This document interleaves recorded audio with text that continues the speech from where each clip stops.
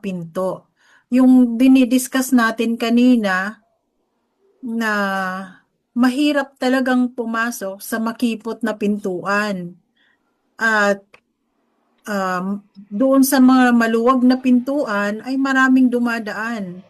So kagaya ng ng napag-usapan na-discuss natin na isa sa mga mga pumipigil sa ating mga kababayan o mga kapatid na ayaw nilang tanggapin ang turo ng Torah at ng mensahero tungkol dito dahil maraming ang nanghihinayang. Paano na yung masasarap na pagkain? Ang daming bawal dyan sa inyo. Yun, isang mga hadlang para makapasok tayo sa makipot na pintuan. Sa pagkain pa lang, hindi na nila kayang iwanan. 'Di ba, mga kapatid? Yes. Pero ang sa akin, pagkain hindi maano eh. Pero ang pinakapart sa akin yung ating Sabat kasi naiiba sa kanila. Paano kung yung may mga trabaho, 'di Oo, yun ba? nga. Oo, isang Yun, hadlang yung pa iba yun sa yung kanila. yan ang medyo kasi iba yung araw na kasi binago ng Roma ang ating ang mga Sabat ginawa nila ng Linggo. Hmm. Which is halos sa buong mundo ay sinusunod yun. Kaya talagang yun ang medyo naiiba tayo talaga doon. Dahil sinusunod natin kung ano ang kalooban ng alahayam. Yung ikapitong araw niya. Diba? Na Napakahirap pamamahinga. yan, napakahirap sa ating mga matagal tayo kasing naalipin ng mga dayuhan. Kumbaga nasanay na tayo sa kanilang kalakaran. Kaya napakahirap nang i-adjust ang ating mga kasanayan. Ngunit walang Kultura. imposible kung ang puso talaga natin ay handang sumunod sa mga kautusan ng ating alahayam. Kasi sabi nga sa pagsunod, palaging mayroong pagpapala. Ngunit sa pagsuway ay mayroong pagpapalo o kapahamakan, kaparusahan. 'Di ba?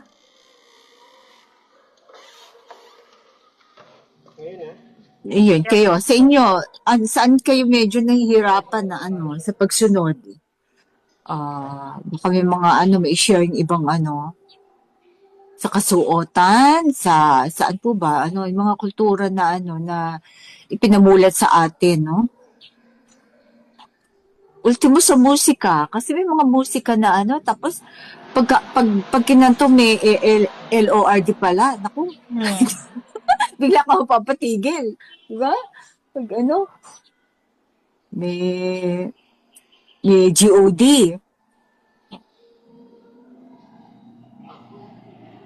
Yung mga kaya kailangan talaga isi-separate mo. Kaya bilib ako sa sa bansang Iran. Talaga naibalik nila, 'di ba, na na sila na nagkaroon na sila ng puppet si Shah of Iran noon, 'di ba? Naging liberated na ang mga babae pero naibalik nila sa revolution nila nung naibalik nila ang kustombre ng mga Hebreo. Naghigpit sila sa mga kababaihan. Although, sa buong mundo, ang tingin nila dun ay paghihigpit, sasakal ng sa mga, pero kasi yun ang kostumbre ng mga Hebreo na kumbaga naagapan nila ang total ng total na corruption ng West. At ngayon, kaya sila pinag-iinitan ngayon ng West kasi hindi nila makontrol ang Iran.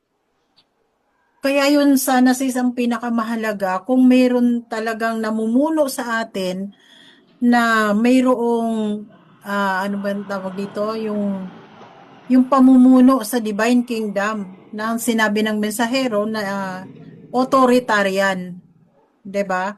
Mm-mm. Madaling sumunod ang mamamayan kung ang ating pamumuno ay authoritarian. Kaya lang tatandaan mo sis, tinapakan ng ang ulo, 'di ba? Na ang tawag dito, ah, kailangan matapakan yung Kaya anak ng nga, oo. tao ay inanong ulo, 'di ba? Yes. Tayo naman ang Siguro sa tatapa sa tulong ng ating kanila. alahayam ay mangyayari ang mga bagay na yan kung ipanihihintulot ng ating alahayam. Kaya pala sis, doon sa video ng mensahero, ay yung I can't breathe kasi tinapakan ng puti yung ulo, yung leeg nung itim. That No. is malaking talaga Baliktad yun, di ba? hindi sis, kasi ang tatapakan ng anak ni Adama ay ang buntot Ay, ang ng buntot, oo. ahas. Yun ang Yung religion, di ba? ulo, ibig sabihin yung ulo ay yung Mga presidente, di gobyerno, ba? yung Di ba? government yun, 'di ba? Yung Oo, sistema, yung mga head sistema of ng state. gobyerno, relihiyon at saka Ang gobyerno financial. kasi, hindi, ang gobyerno kasi ay pinamumunuan ng kumbaga, ang gobyerno kasi sumusunod lang kung sino yung puno. Kaya yung puno ang binabago o hinahawakan ng West. Tignan mo, pag naglalagay sila ng pag hindi sumusunod yung pinuno, papalitan nila o ipapapatay nila, maglalagay sila ng tuta nila doon, di ba? Hmm. Ah, kaya tulad na lang ng sa atin, okay naman ang sistema pero pag ang namumuno ay bulok, buong Oo. 'yan, mabubulok hanggang sa baba ng kahit nandiyan ang sistema, mabubulok yung sistema. Oo, Magkakaroon kasi ng cancer. wala na eh. Hindi na sumusunod sa Dami batas nating eh. batas, 'di ba? Pero Wala, hindi napakadami na napapaano. nating batas ngunit hindi na sinusunod.